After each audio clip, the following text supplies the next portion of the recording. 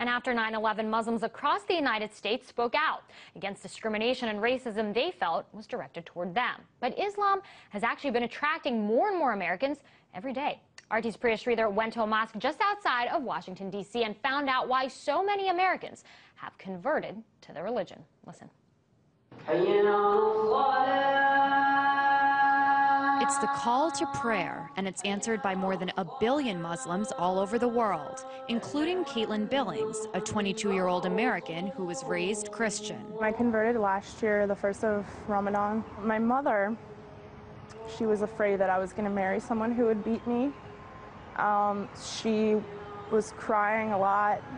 She thought that I was betraying her by changing my religion to something that she didn't know about. Backtrack almost a decade ago to 9/11. Today, our fellow citizens, our way of life, our very freedom came under attack in a series of deliberate and deadly terrorist acts. President Bush waged a war on terror, targeting extremist Muslims who were labeled as terrorists. Many Americans, like Caitlin Billings, remember that time in the United States very well. I was 14 when September 11th happened, so I didn't really know what was going on, if that really was Islam. You know, people said it was, so I believed it just like everybody else. But as Billings got older, she decided to find out for herself. And her investigation led her to the Mustafa Center, a mosque just outside of Washington, D.C. that has become a haven for many Americans like Billings who have found Allah. A new poll found that almost 40% of Americans believe that Muslims should carry identification cards. Despite that, 20,000 Americans every year decide to convert to Islam. These converts say they don't regret their decision at all. It's a choice that they must think about every day.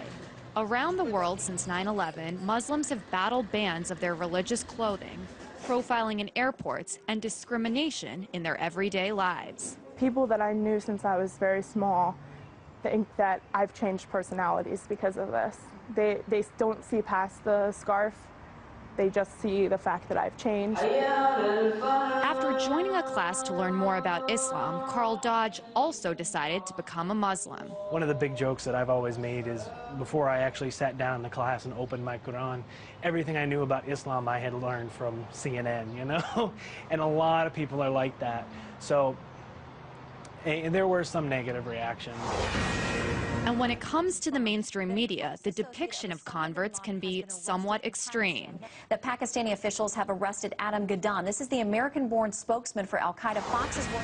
First, there was John Walker Lind, the Californian who converted, joined the Taliban, and ended up fighting with them in Afghanistan. And then more recently, it was Jihad Jain, the blonde-haired, blue-eyed convert who allegedly recruited people to wage violent jihad. And for many American Muslims like Dodge and Billings, the portrayal of converts is disturbing. It does upset me a little bit because there's a lot of preconceptions people have. And until I actually took the time to open a Quran and see what was written, you know, that was my only impression of Islam, is what I had seen on TV. And in the United States, they say a culture of Islamophobia just doesn't make sense. It's a right to practice your religion. That's what this country was founded on.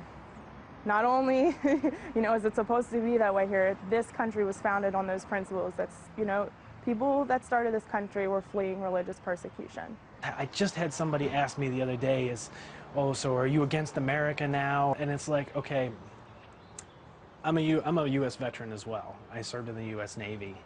And so I do believe in this country. I volunteered to defend this country. I volunteered to, you know, stand up for what the Constitution says. No matter what unfolds around her, Billings says she's proud to be a Muslim. If no one in the world wants to talk to me and be my friend, I still don't regret it. You know, I am completely happy right now. Happier than I've ever been in my entire life. A happiness that might not make sense to those around her. Priya Sridhar, RT, Annandale, Virginia. And Priya joins me now for more. So Priya, how do the converts in your story, how do they feel about this whole, mosque controversy, the burning of the Quran? Because we talked about how Muslims all over the world feel about it, but what about those here in the United States, especially those who actually converted? I mean, they're angry about it just like most of the Muslims in the United States. For them, converting to this religion, they had to change their lifestyles a lot. They pray 5 times a day, as you saw in my story. They wear headscarves. So for them, because of all these transitions, they have grown into a community where most of their friends and their family members, a lot of them have married Muslims as well. So, they're more sympathetic, and they feel that, most of these actions, the people who are against the mosque near Ground Zero, or the pastor who was planning to burn those Qurans on 9/11, are speaking because they're misinformed, which is another kind of topic that I mentioned in my story as well. That's right. I mean, a lot of them had said, look, I saw one thing in the media, but I wanted to find out for myself, so I picked up a Quran. I want you to just elaborate a little bit more on that point. Dina, I think an important thing to remember is that, although this country is supposed to be a melting pot and it's supposed to be very diverse, that only happens in certain cities and different regions of the country. There are places in America where people literally have never met a Muslim person before, so their only kind of perceptions are shaped by the media and what they see on TV. It's just like the way people on the other side of the world have certain impressions of America because of what they see on TV. So for them, all they saw was these wars in the Middle East, these very extremist Muslim terrorist groups, and then, what the American media said about converts wasn't helpful as well. You saw Jihad Jain, you saw Adam Gadon. So their point is that there are very ordinary people who convert to Islam simply because they found this religion that they believe can give them hope and, what everyone finds in whatever religion they have. And so they wish that there was more coverage of that kind of conversion as well. Definitely an interesting story. RT's Priya Sridhar there.